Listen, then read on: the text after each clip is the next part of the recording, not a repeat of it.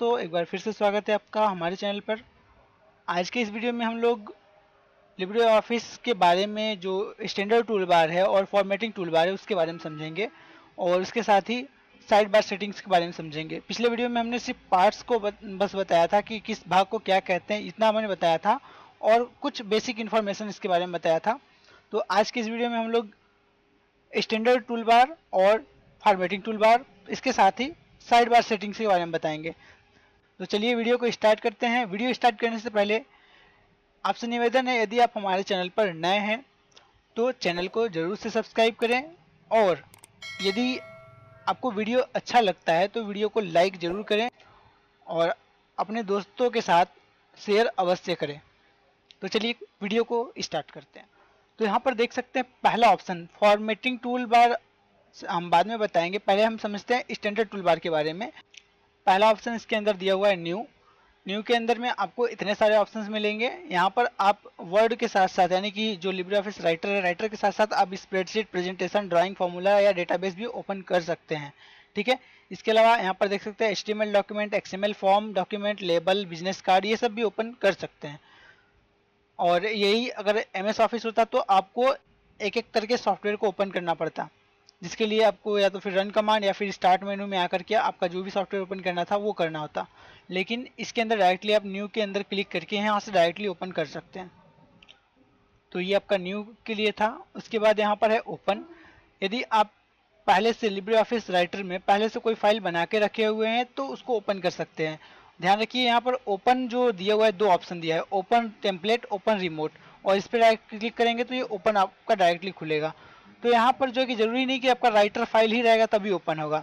आप चाहे तो कैल्क का फाइल ओपन कर सकते हैं, इम्प्रेस का भी फाइल ओपन कर सकते हैं और साथ ही आप चाहे तो MS वर्ड की फाइल भी ओपन कर सकते हैं।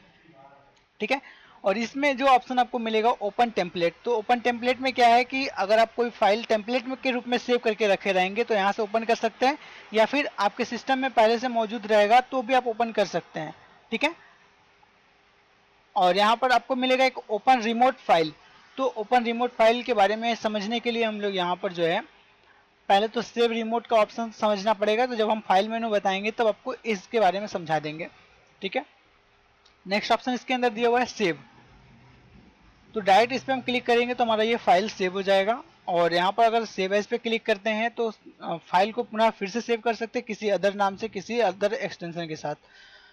और हम जो भी हमने बनाया हुआ है इसको अगर हमको सेव करना हो किसी JPG में, PDF में, तो यहाँ से एक्सपोर्ट कर सकते हैं। तो एक्सपोर्ट करेंगे तो यहाँ पर आपसे पूछेगा कि किस में आपको सेव करना है। तो यहाँ पर आप देख सकते हैं आपका यहाँ पर दिया है XHTML, HTML, PDF, EPUB, .txt, JPG, XML और PNG। यहाँ पर इतने ऑप्शन दिए हुए हैं तो आप एक्सपोर्ट कर सकते हैं। ठीक है, उसके बाद यहाँ पर दिया है सेव एज टेम्पलेट। तो चाहे तो आप इस फाइल को सेव एज टेम्पलेट के रूप में सेव कर सकते हैं। और उसके बाद सेव रिमोट फाइल। तो सेव रिमोट फाइल हम आपको फाइल मेनू बताते समय बता देंगे कि क्या इसका काम है और इसके फायदे क्या हैं।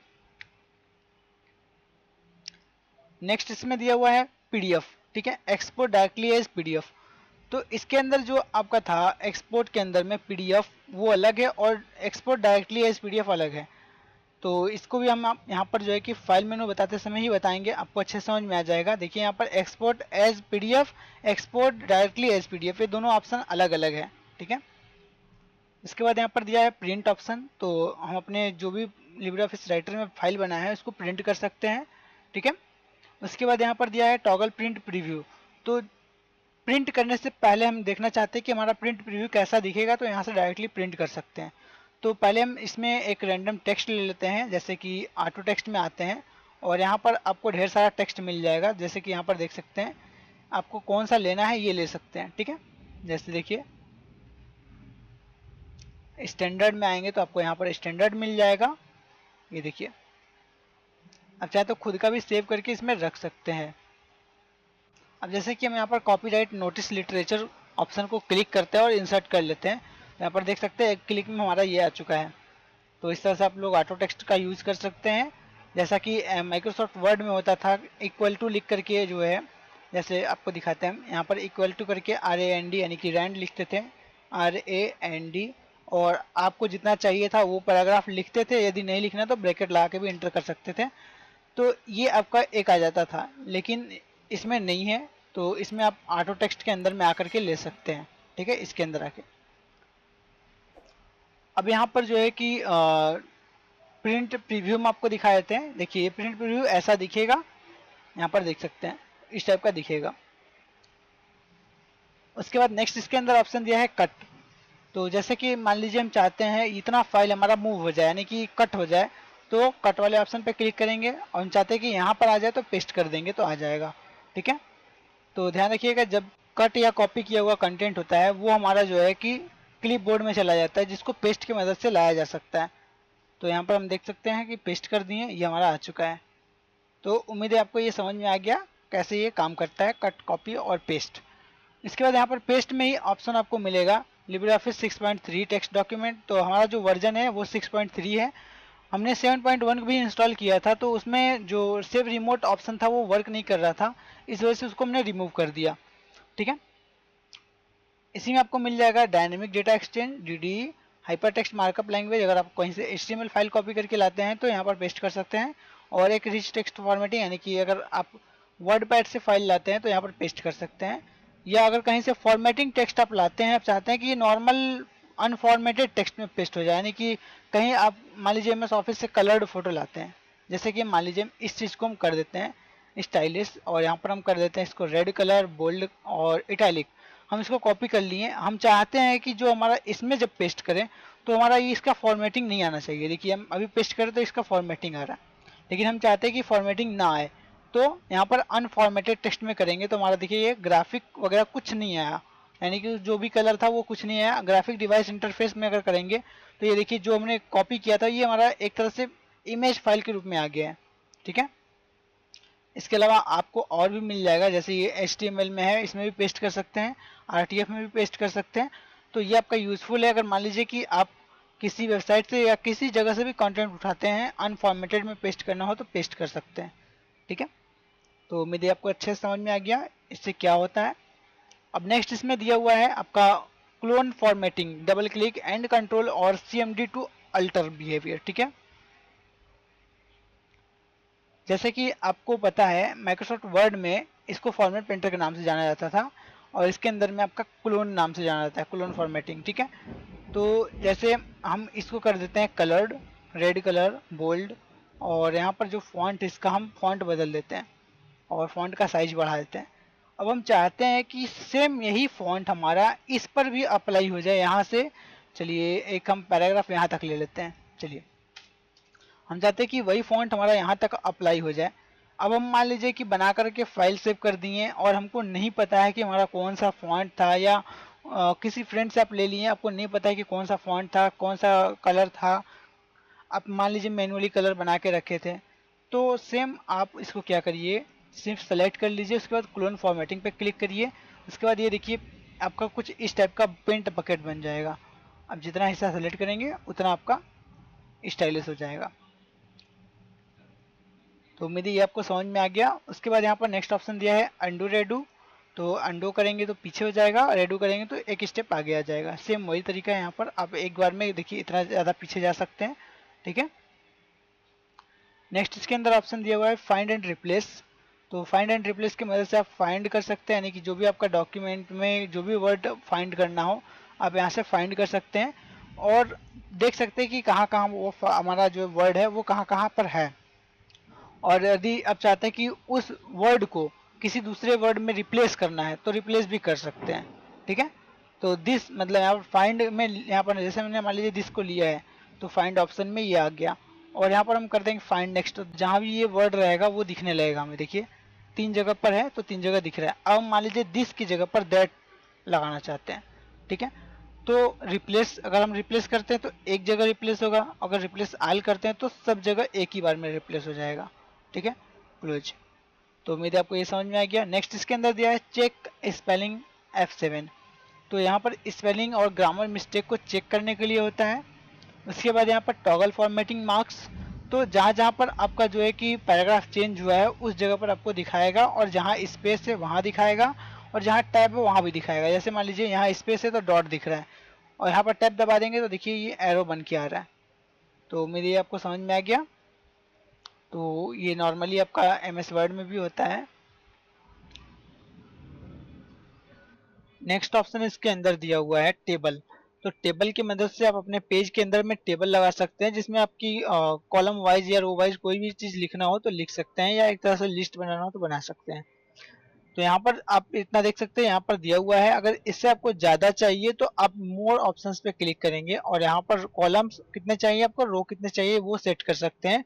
तो यहाँ पर सेट करने के बाद आप यहाँ पर टेबल का नाम भी दे सकते हैं, और अगर आप चाहते हैं कि हेडिंग भी आपका रहे तो यहाँ पर हेडिंग को सेलेक्ट कर सकते हैं और रिपीट हेडिंग भी कर सकते हैं। रिपीट हेडिंग करने से क्या होगा कि जब भी आप किसी दूसरे पेज में जाएंगे तो ऑटोमेटिकली वो जो हेडिंग वाला टाइटल रहेगा, जैसे एग्जाम्पल में यहाँ पर दिया हुआ है जनवरी, फरवरी, मार्च और सम दिया हुआ है, तो यहाँ पर जो है कि सेम यही चीज आपका जो है कि दूसरे पेज में ऑटोमेटिक चला जाएगा, आपको दूसरे पेज में हेडिंग टाइटल नहीं देना होगा। ठीक है, तो यहाँ पर टेबल का नाम दे दीजिए। रो मान लीजिए हमको चाहिए 5 और यहाँ पर जो है कि कॉलम हमको चाहिए 6, तो यहाँ पर हम 5 लिख लेते हैं रो में और कॉलम में 6। हेडिंग पार्ट मान लीजिए हम ले लेते हैं और हेडिंग रो हमारा 1 रहेगा, और यहाँ पर जो है कि हम चाहते हैं कि स्टाइल हमारा एक अच्छा सा रहे, तो इसमें से आप एक स्टाइल चूज कर सकते हैं, या फिर आप इसको लेने के बाद मैनुअली स्टाइल भी कर सकते हैं। यहाँ पर देख सकते हैं 1 2 3 4 5, हमने 5 रो लिया था, 5 रो आ गया। कॉलम देख सकते हैं हमारा 6 कॉलम है यहाँ पर। अब यहाँ पर जैसे ही आप टेबल देखेंगे इंसर्ट हुआ तो इसके नीचे आपको कुछ ऑप्शंस देखने को मिल जाएंगे। ये टेबल से रिलेटेड ऑप्शन है, टेबल में सेटिंग करने के लिए है। तो आप जो है कि यही ऑप्शन को टेबल मेनू के अंदर में भी देख सकते हैं। यहाँ पर इंसर्ट है, टेबल डिलीट ऑप्शन है, सेलेक्ट है, तो ये सब जो है कि यहाँ से भी कर सकते हैं। तो इस ऑप्शन को जब हम टेबल मेनू बताएंगे तो उस दौरान इन सभी नीचे वाले ऑप्शन को बता देंगे। ठीक है, तो अभी के लिए हम यहाँ पर नेक्स्ट बढ़ते हैं, नेक्स्ट ऑप्शन पे। नेक्स्ट ऑप्शन इसके अंदर दिया हुआ है इंसर्ट इमेज। इंसर्ट इमेज आप इंसर्ट मेनू के अंदर आके भी यहाँ से इंसर्ट कर सकते हैं। आप अपने पेज के अंदर में कोई इमेज लगाना चाहें तो लगा सकते हैं यहाँ से। ठीक है, फॉर एग्जांपल जैसे कि हमने इस इमेज को ले लिया है, तो अब यहाँ पर देख सकते हैं इमेज को लेने के बाद यहाँ पर ऊपर में आपको कुछ ऑप्शंस देखने को मिलेंगे। ठीक है, इस जगह पर देख सकते हैं कुछ ऑप्शंस देखने को मिल रहे हैं। ठीक है, तो जब हम आपको इमेज ऑप्शन पढ़ाएंगे इंसर्ट मेनू तो उस दौरान इसको भी बता दिया जाएगा। अभी हम स्किप करते हैं, नेक्स्ट बढ़ते हैं। ठीक है, नेक्स्ट ऑप्शन इसके अंदर दिया हुआ है इंसर्ट चार्ट। जैसा कि आप लोग जानते हैं कि हम लोग माइक्रोसॉफ्ट वर्ड में जब भी हम चार्ट लेते थे तो उस दौरान क्या होता था कि एक साथ जो है एक्सेल भी खुल जाता था और चार्ट भी खुलता था। यानी कि चार्ट हमारा एमएस वर्ड में इंसर्ट होता था और जो भी डेटा होता था उसका चार्ट का वो एक्सेल में होता था। तो जो भी आपको बदलाव करना होता था एक्सेल में चेंजेस करते थे तो वो एमएस वर्ड में भी बदलाव हो जाता था चार्ट के अंदर में। ठीक है, तो वैसे इसमें भी है, लेकिन ये एक्सेल की जगह पर जैसे इसमें कैल्क है तो कैल्क में ये नहीं होता है, ये डेटाबेस इसका अलग दिया हुआ है। अगर मान लीजिए आपको बदलना हो तो आप इस पर राइट क्लिक करेंगे। ठीक है, यहाँ पर पहले तो राइट क्लिक करेंगे, उसके बाद एडिट ऑप्शन पे क्लिक करेंगे। जब एडिट ऑप्शन पे क्लिक कर लेंगे तब यहाँ पर राइट क्लिक दोबारा से करना है आपको। यहाँ पर आपको देखने को मिलेगा डेटा टेबल, तो इस पे क्लिक करेंगे और यहाँ पर जो भी आपको रो देखिए, यहाँ पर रो 1 लिखा हुआ है, यानी कि ये रो 1, रो 2, रो 3, रो 4 ये दिया हुआ है। आप इसको बदल सकते हैं, यहाँ पर किसी का नाम दे सकते हैं। मान लीजिए जैसे कि हम यहाँ पर देते हैं राहुल, उसके जस्ट नीचे दे देते हैं अमन, उसके जस्ट नीचे देते हैं अजय, उसके जस्ट नीचे देते हैं उमेश। ठीक है, ये दे दिए। तो यहाँ पर देख सकते हैं ये नाम हमने दे दिया, और यहाँ पर कॉलम 1, कॉलम 2, कॉलम 3 की जगह पर हम यहाँ पर जो है कि मान लीजिए दे देते हैं फिजिक्स, ठीक है, केमिस्ट्री, और यहाँ पर दे देते हैं मैथ। तो यहाँ पर देख सकते हैं ये आपका हो गया। तो आप डेटा में बदलाव कर सकते हैं इस दौरान। ठीक है, आप यहाँ पर जो भी वैल्यू देंगे वो आपका डेटा में चेंजेस हो जाएगा। और यदि आपको रो और बढ़ाना हो तो यहाँ पर देख सकते हैं, यहाँ पर लिखा है इंसर्ट रो। ठीक है, और यहाँ पर इंसर्ट सीरीज, और यहाँ पर इंसर्ट टेक्स्ट कॉलम। ठीक है, आप चाहते हैं कि एक सब्जेक्ट और बढ़ जाए तो आप यहाँ पर इंसर्ट सीरीज यूज करेंगे, और आप चाहते हैं कि एक एक्स्ट्रा कॉलम आ जाए हमारा तो कॉलम लेने के लिए जो है यहाँ पर आप इंसर्ट कॉलम का कर सकते हैं यूज। तो यहाँ पर ये कॉलम आएगा, लेकिन ध्यान रखिएगा सीरीज आपका उतना ही रहेगा। जैसे कि यहाँ पर देख सकते हैं ये अभी 3 3 दिखा रहा है, तो यहाँ पर कोई वैल्यू नहीं है। देख सकते हैं, मान लीजिए हम यहाँ पर कोई वैल्यू दे देते हैं, ये देख सकते हैं, तो वैल्यू हमने दे दिया। तो यहाँ पर 4 ही आपको लाइन दिखने को मिलेगा, लेकिन कॉलम एक देखेंगे तो एक्स्ट्रा है, तो इस कॉलम का कोई यूज नहीं है। तो जब भी आप यूज करिएगा तो सीरीज का यूज करिएगा। ठीक है, इंसर्ट कॉलम का नहीं। ठीक है, उसके बाद यहाँ पर नेक्स्ट दिया हुआ है मूव सीरीज राइट। आप जो है कि सीरीज को राइट में मूव कर सकते हैं, सीरीज को लेफ्ट में मूव कर सकते हैं, सीरीज को ऊपर कर सकते हैं, नीचे कर सकते हैं। तो उम्मीद है आपको ये समझ में आ गया कि ये कैसे यूज किया जाता है। आगे हम लोग इसके बारे में डीपली पढ़ेंगे, अच्छे से समझेंगे। ठीक है, तो इंसर्ट जब आप चार्ट के अंदर आएंगे तो आपको बहुत सारा ऑप्शन मिल जाएगा देखने को। अभी हम नेक्स्ट बढ़ते हैं, नेक्स्ट ऑप्शन पे चलते हैं। नेक्स्ट ऑप्शन इसके अंदर दिया हुआ है यहाँ पर इंसर्ट टेक्स्ट बॉक्स। तो टेक्स्ट बॉक्स की मदद से हम लोग जो है कि कहीं भी टेक्स्ट बॉक्स ड्रॉ करके टेक्स्ट को लिख सकते हैं। यानी कि आप चाहते हैं कि हेडर में लिखना हो तो हेडर में लिख सकते हैं, लेकिन यहाँ पर जब आप हेडर में लिखते हैं तो सभी पेज में जाएगा। लेकिन आप चाहते हैं कि सिर्फ हमारा इसी पेज में रहे तो टेक्स्ट बॉक्स को ड्रॉ कर लीजिए, और यहाँ पर ड्रॉ करने के बाद आप जो भी लिखना चाहें लिख सकते हैं। जैसे कि यहाँ पर हम लिख देते हैं, ये देखिए। अब आप चाहते हैं कि इस टेक्स्ट बॉक्स में जो है स्टाइलिश कुछ रहे, तो आप यहाँ पर सेलेक्ट करने के बाद यहाँ पर जो है कि बॉर्डर बता सकते हैं कैसा बॉर्डर रहे, इसका थिकनेस कितना रहे बॉर्डर का, और बॉर्डर का कौन सा कलर रहे ये भी बता सकते हैं। जैसे कि हमने इस कलर को रख लिया। अब अगर चाहते हैं कि बॉर्डर में कोई हमारा कलर रहे, ग्रेडियंट कलर रहे या सॉलिड कलर रहे, बिटमैप रहे, पैटर्न रहे, कुछ भी आप यहाँ से लगा सकते हैं, ये देख सकते हैं। ठीक है, तो उम्मीद है आपको ये समझ में आ गया टेक्स्ट बॉक्स क्या है। टेक्स्ट बॉक्स से आप कहीं भी टेक्स्ट को लिख सकते हैं। इसके बाद नेक्स्ट ऑप्शन इसमें दिया हुआ है इंसर्ट पेज ब्रेक। तो इंसर्ट पेज ब्रेक का यूज जो है लाइन है उसको दूसरे पेज में करने के लिए। जैसे कि यहाँ पर हम मान लीजिए एमएस वर्ड से ये ले लेते हैं और यहाँ पर पेस्ट कर देते हैं।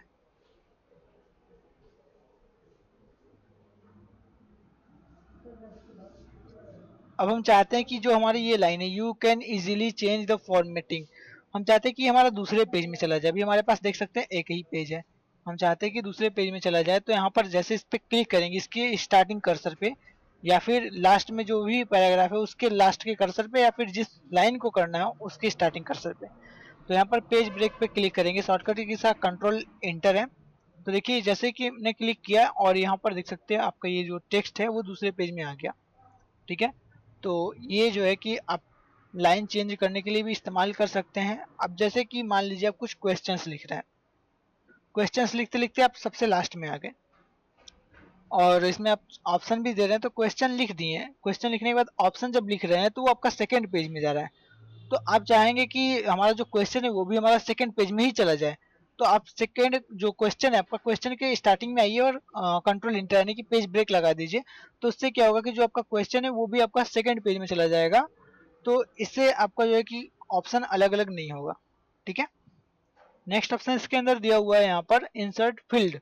अब जैसे मान लीजिए कि आप कोई फील्ड इंसर्ट करना चाहते हैं, जैसे कॉन्टेक्ट नंबर, डेट, टाइम वगैरह कुछ भी। ठीक है, यहाँ पर जैसे पेज नंबरिंग का करना चाहे तो पेज नंबरिंग कर सकते हैं। मान लीजिए हम यहाँ पर पेज नंबरिंग का कर दिए तो देखिए 1 आ गया। ठीक है, और अगर हम यहाँ पर कर देते हैं डेट का तो देखिए डेट आ गया। और यहाँ पर अगर हम कर देते हैं टाइम का तो जो हमारा करेंट टाइम है वो आ जाएगा। और जितने बार टाइम को करेंगे उतने बार हमारा अलग अलग आते रहेगा। फर्स्ट अथर, यहाँ पर अथर का जो है कि बॉक्स आ जाएगा, लेकिन यहाँ पर अथर का भी नाम नहीं आ रहा है क्योंकि इसमें जो है कि सेटअप करना पड़ेगा अथर का नाम। उसके बाद नेक्स्ट इसके अंदर दिया हुआ है सब्जेक्ट है, अगर आप सब्जेक्ट लिखना चाहें, टाइटल लिखना चाहें, कुछ भी आप यहाँ से ले सकते हैं। यहाँ पर देख सकते हैं ये दिया हुआ है ढेर सारा आपको। यहाँ पर सेंडर है, statics, template, time, cross reference में आएंगे तो आपको ये सब भी मिल जाएगा, यहाँ पर देख सकते हैं। तो उम्मीद है आपको ये समझ में आ गया कि यहाँ पर क्या इसका यूज है। ठीक है, नेक्स्ट इसके अंदर ऑप्शन दिया हुआ है ये इंसर्ट सिंबल। ठीक है, स्पेशल कैरेक्टर, जैसे कि एमएस वर्ड में इंसर्ट सिंबल के नाम से जाना जाता है, यहाँ पर जो है कि स्पेशल कैरेक्टर के नाम से है। आप यहाँ से कोई भी स्पेशल कैरेक्टर यानी कि सिंबल यूज कर सकते हैं जो कि आपके कीबोर्ड में नहीं दिया हुआ है। यहाँ पर देख सकते हैं नीचे जब आएंगे तो आप ये सब कीबोर्ड में टाइप करेंगे, लेकिन आपको कोड याद रहना चाहिए तब आपका ये टाइप हो पाएगा। यहाँ पर देख सकते हैं हेक्सा डेसिमल जो है कि यहाँ पर दिया हुआ है, तो ये सब आप नॉर्मली टाइप नहीं कर पाएंगे। यदि आप इस ऑप्शन पर आकर के स्पेशल कैरेक्टर ऑप्शन पे आकर के लेते हैं तो आप आराम से इसको लेकर यूज कर सकते हैं। यदि आप हिंदी टाइपिंग कर रहे हैं, आपको कोई मात्रा वगैरह याद नहीं है कि उसका किस में है या खोजना हुआ, तो आप यहाँ से जो है कि हिंदी फॉन्ट भी ले सकते हैं। जैसे मान लीजिए मैं यहाँ पर कृति देव यूज कर रहे हैं। ठीक है, तो कृति देव में आप देख सकते हैं ये सब आप यहाँ पर यूज कर सकते हैं। ठीक है, मान लीजिए 010 हम लगा लेते हैं, ये देखिए। अब मान लीजिए ये त्र है, उसके बाद जो है कि चंद्र बिंदु है ऊपर में, और बहुत सारा ऑप्शन मिलेगा जो कि आप नॉर्मली कीबोर्ड में खोजेंगे या याद नहीं रहेगा तो आप नहीं ला पाएंगे। ठीक है, तो इसके मदद से आप लोग आसानी से इसको ले सकते हैं। जैसे आपको लेना है तो बस सिंपली आप उस पर क्लिक कर दीजिए और यहाँ पर इंसर्ट पे क्लिक कर दीजिए, तो आपका जहाँ पर भी कर्सर रहा होगा उसी जगह पर ये इंसर्ट हो जाएगा। तो आपको इजीली समझ में आ गया। अब नेक्स्ट हम लोग बढ़ते हैं। नेक्स्ट इसमें दिया हुआ है इंसर्ट हाइपरलिंक। तो जैसे कि अगर मान लीजिए हम चाहते हैं ये जो इंक्लूड लिखा है, इंक्लूड आइटम्स, इस जगह पर एक लिंक इंसर्ट हो जाए और जब हम लिंक पर क्लिक करें तो गूगल या वेबसाइट या कोई भी चीज़ खुल जाए। ठीक है, तो जैसे इस पर क्लिक करके हाइपरलिंक पे क्लिक करेंगे तो यहाँ पर आपसे पूछेगा कि ये आपका किस टाइप का फाइल है, इंटरनेट है, मेल है, डॉक्यूमेंट है या न्यू डॉक्यूमेंट बनाने के लिए फाइल है। तो आप यहाँ पर बता देंगे अगर आपका ये इंटरनेट फाइल है तो वेब या फाइल ट्रांसफर प्रोटोकॉल यहाँ पर कि जो आपका एफटीपी है उसके लिए। ठीक है, उसके बाद यहाँ पर दिया है फर्दर सेटिंग्स, आप यहाँ पर सेटिंग्स बता सकते हैं। मेल हो गया, डॉक्यूमेंट हो गया, आप यहाँ पर डॉक्यूमेंट में कोई भी यूज कर सकते हैं, जैसा कि आप चाहे तो इमेज भी ओपन करा सकते हैं, एमएस वर्ड की फाइल हो वो ओपन करा सकते हैं। तो उम्मीद है आपको समझ में आ गया। फॉर एग्जाम्पल यहाँ पर लिख देते हैं https://www.google.com। ठीक है, ये लिख दिए अप्लाई, और यहाँ पर जो है कि अप्लाई करने के बाद क्लोज कर दीजिए। आपका ये देखिए यहाँ पर ब्लू कलर का एक लाइन आ गया और यहाँ पर लिख रहा है control plus click to follow link. जैसे हम लोग कंट्रोल प्रेस करेंगे तो यहाँ पर एक हैंड बन जाएगा और क्लिक करेंगे तो ये बना जो है कि लिंक ओपन हो जाएगा। ठीक है, ये देख सकते हैं इसमें हमारा ओपन हो रहा है। हमने जितने बार क्लिक किया उतने बार ओपन होगा हमारा, 3 बार हमने क्लिक किया था, यहाँ पर देख सकते हैं। ठीक है, 3 बार हमारा ओपन हो चुका है। उम्मीद है ये आपको समझ में आ गया। नेक्स्ट ऑप्शन इसके अंदर दिया हुआ है इंसर्ट एंड नोट और फुट नोट। ये देख सकते हैं एंड नोट और ये फुट नोट। तो फुट नोट क्या होता है कि जब भी आप कोई वर्ड सेलेक्ट करके लगाते हैं फुट नोट तो वो उसी पेज के नीचे में आता है, सबसे नीचे में लिखने के लिए आता है। मान लीजिए कि हम चाहते हैं गैलरीज, गैलरीज के बारे में लिखना, तो हम यहाँ पर लिख देंगे gallery, galleries is a collection of images. ठीक है, ये लिखते हैं। अब यदि हम मान लीजिए कि चाहते हैं हेडर्स, हेडर्स में हम एंड नोट लगाना चाहते हैं, तो जब भी आप ध्यान दीजिएगा जब भी हम फुटर लगाते हैं तो फुटर उसी पेज के नीचे में आता है। जैसे मान लीजिए हम सेकंड फुटर लगाते हैं यहाँ पर, ये देख सकते हैं उसी पेज के नीचे में आ रहा है। ठीक है, तो टॉप ऑफ द फाइल्स यहाँ पर हमने लिख दिया। जैसे कि ये सेकंड हमारा फुट नोट लगा है। ठीक है, अब हम डॉक्यूमेंट पर आते हैं और एंड नोट लगाते हैं, तो ये हमारा जो है कि सेकंड पेज के लास्ट में लगाएगा, यानी कि सेकंड पेज के लास्ट में नहीं, एकदम सेकंड पेज में ही लगाएगा जहाँ पर एकदम ब्लैंक मिलेगा इसको। ठीक है, जैसे कि देखिए हमने इसको ले लिया और यहाँ पर देखिए 1 2 इस टाइप का आएगा रोमन अंक में, यहाँ पर देख सकते हैं। और इस वर्ड से और फुट नोट और एंड नोट से कोई मतलब नहीं रहेगा, यानी कि दोनों अलग अलग रहेंगे। ठीक है, ये देख सकते हैं। तो उम्मीद है आपको ये समझ में आ गया एंड नोट और फुट नोट। चलिए हम यहाँ पर जो है कि कंट्रोल जेड कर लेते हैं। नेक्स्ट ऑप्शन इसके अंदर दिया है इंसर्ट बुकमार्क। बुकमार्क जो है कि किसी भी पेज को या किसी भी वर्ड को पिन करना कहलाता है। जब भी आप क्रोम ओपन करेंगे तो उसमें कुछ वेबसाइट जो ज़्यादा आप यूज़ करते हैं वो जो है कि आपको वहाँ पर सामने ही दिखता रहता है, तो उस पर आप क्लिक करेंगे और डायरेक्टली ओपन हो जाता है। तो वो एक तरह से बुक मार्क ही रहता है वो। और बुक मार्क आप कर भी सकते हैं, किसी भी वेबसाइट पर जाएंगे और बुक मार्क पे क्लिक करेंगे तो डायरेक्टली बुक मार्क करके उसको सेव कर सकते हैं। सेम वही चीज़ें यहाँ पर भी। जैसे मान लीजिए हम डिजाइंड ऑप्शन को बुक मार्क करना चाहते हैं, तो यहाँ पर इंसर्ट बुकमार्क और बुकमार्क 1 नाम से यहाँ पर है, और विद कंडीशन, आप कंडीशन भी दे सकते हैं। तो यहाँ पर इंसर्ट कर लेते हैं। अब जैसे कि हमको बुकमार्क लगाना तो हम पिक्चर्स को सेलेक्ट करेंगे और यहाँ पर बुकमार्क्स ऑप्शन पे क्लिक करेंगे और यहाँ पर हम लिख देते हैं कि हमारा ये पिक नाम से रहे। तो यहाँ से इंसर्ट कर लीजिए, ये आपका इंसर्ट हो गया। डायग्राम्स को ले लेते हैं और डायग्राम्स को हम यहाँ पर जो है कि इसमें इसका नाम डायग्राम रख देते हैं और इंसर्ट करते हैं। तो हमारा 2 इंसर्ट हो चुका है, यहाँ पर देख सकते हैं 2 हमारा इंसर्ट हो चुका है। तो आप अगर मान लीजिए कि आपको खोजना हो कि आपने बुकमार्क कहाँ किया है तो आप इसको डायरेक्टली आसानी से जो है कि खोज सकते हैं। और जैसे मान लीजिए अब नेक्स्ट ऑप्शन दिया है इंसर्ट क्रॉस रेफरेंस। तो क्रॉस रेफरेंस तो आप जैसे कि set reference, insert reference, heading, numbered paragraph और बुकमार्क, ये आप 4 5 ऑप्शन से यूज कर सकते हैं। तो जैसे कि हमने बुकमार्क किया है तो बुकमार्क ऑप्शन से यूज करने वाले हैं। जैसे हम यहाँ पर इंसर्ट करेंगे, ठीक है, पिक को इंसर्ट करेंगे और यहाँ पर जो है कि सेकंड नंबर में डायग्राम को इंसर्ट करेंगे। ठीक है, तो जैसे कि देखिए पिक आ रहा है और दूसरे में डायग्राम आ रहा है।